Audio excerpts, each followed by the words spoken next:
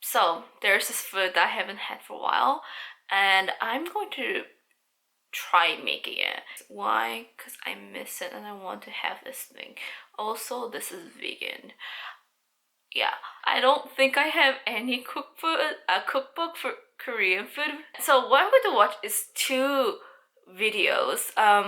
One is going to be Rennie making a side dish, and then another one is probably going to be by a popular YouTuber making it, because there's definitely a difference between the very, very old way of making it and the modernized version of it. So, I found out I have less than half of the materials, but I need to improvise. Why? Because it's kind of hard to get them. Wish me luck. I started with fighting with this plastic bag. This bag wasn't cooperating, so this may or may not have taken me 15 minutes to open the thing. Then I need to do some cleanup. According to the videos I watched, they said not to peel them, but I needed to because they were going so bad. You see how white they are? Yeah, you're not supposed to do that when your radish is fine. Now for the broth. So I have salt right here. It's coarse salt, which we got from Korea. For the broth, you're gonna have some questions like where are the bones, where are the vegetables, where are the liquids? Why do you just have salt? Well, the broth is actually coming from the radish. And now you're saying, wait, you had this thing as a toy when you were like 2? I swear, I can do geometry. So I cut them into halves. I cover them into salt to put them back in. Then, yeah, I then quartered them. Anyways, back to the broth part. The broth is coming from the radish. The radish gets covered with salt. Then water comes out by the wonderful process of osmosis from the radish. We call this killing the breath in Korean. 숨 죽이기. You typically roll the radish on the salt when you're making like a lot, but I ended up sprinkling the salt onto the radish. I also put some more salt into this apparatus, just to be on the safe side. So part 1 kind of did it. I hope it's gonna work out. Oh, look at it. It start to water already. Well, anyways, I'm gonna check back in. I'm gonna set this outside. Check back in 2 days. So a day has passed by, and here is, I put it outside, and my mom yelled at me there, like, she was like, there's animals going outside. Here is the radish. Look at the water that has formed right here. I need to swish them because I need to make sure that everything is covered up and everything mixes properly. I am going to check out tomorrow. Hopefully tomorrow it's ready. I'm not sure. I came back after 3 days. Yesterday I was quite busy that I just put it up. I probably should not be doing it today either because I have a test tomorrow. So you can see the water over here. And do you see how small the radish got? It's because the salt drew out all the water out. It's kind of like making kimchi. We are going to keep this water. According to Countryside Lady, this is a delicious water. Before I put everything together, I prepared some ingredients. My mom asked me to use smaller jar, but it was like Tetris. Shoving everything in was like Tetris. Anyways, spring onion should be in as a whole. I put some ginger and garlic. Most people like to put the ginger and garlic into a cloth bag so they could take it out later, but I didn't. Fight me.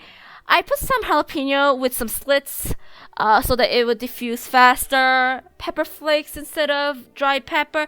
I put some pear juice instead of Asian pear. Have you ever tried Asian pear? They're amazing. Get them in like H Mart or something if you have H Mart around you.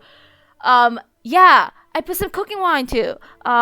Cooking wine, they're supposed to act like preservative, even though kimchi is made to last. They're literally pickled cabbage. But yeah, I fill the jar with water. I put some sugar and salt, sort of thing, swished it, and then tried to pour into the reddish jar. But because those jars were so dang small that everything was about to explode. Ugh. So I ended up going back to the original jar.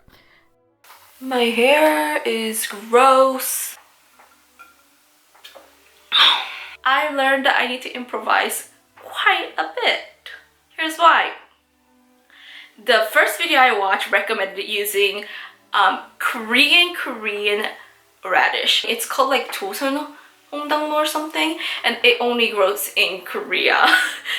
I don't have that. I live in US.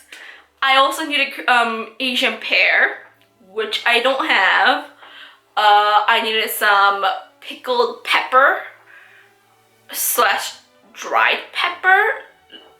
Those are like both Asian. I don't have those. And then in second video, which is Sumine Mantan, they use bamboo leaves. I live in Buffalo.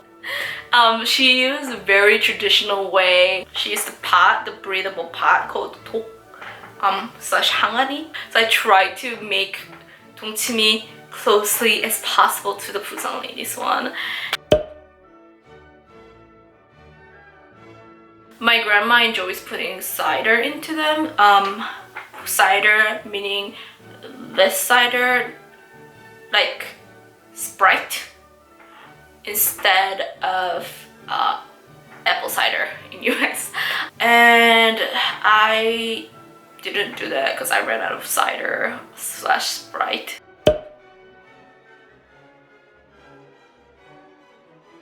I set them outside like a couple of days, like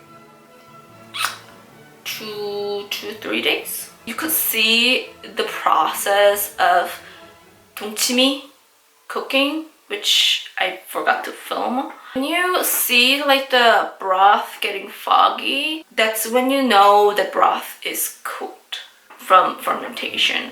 Yeah, after that I was able to put them into the fridge. They were reddish floating, so I put a broken mug to keep them down. You could probably use a rock that is sterilized, but I just went with the mug.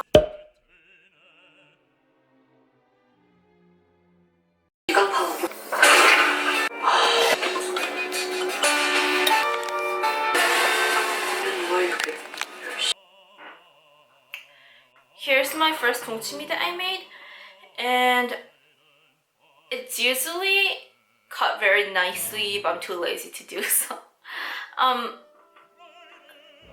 Yeah, I'm just gonna go ahead.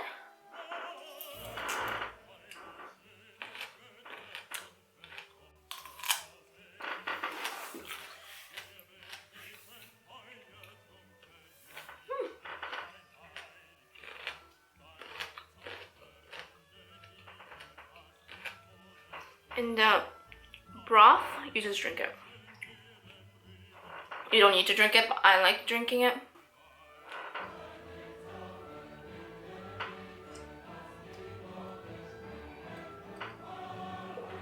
Here are very few things about 동치미.